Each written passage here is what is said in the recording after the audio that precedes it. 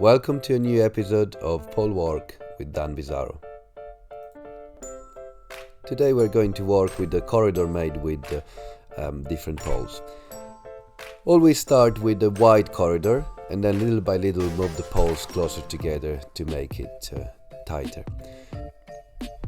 As you will see, this exercise helps a lot to improve straightness and accuracy, which of course are very important with every type of horse, whether you want to do dressage, show jumping, eventing or anything else.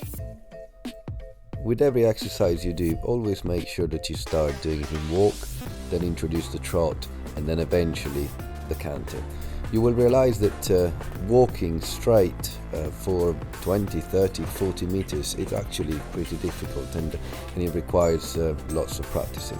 And of course it's exactly the same with the trot and the canter.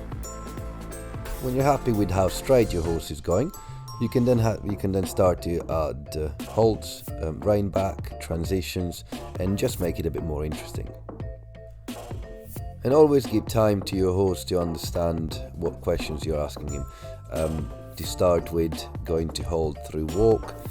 Make sure that when the horse is about to halt, you give him time to think about the halt and how to do it square. Little by little you can start to do a transition to halt a bit more direct, so approach the corridor in trot, and then when you are in the middle of the corridor, do a transition to hold straight from trot. Give your horse time to spend a few seconds in halt, and then off you go in trot again.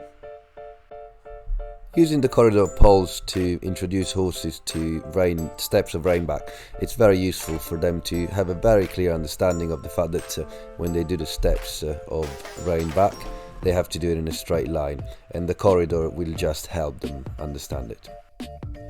Feel free to have a play and do lots of transitions in different parts of the corridors, from canter to trot, from trot to canter, from canter to walk, from canter to hold. Here there are just some examples.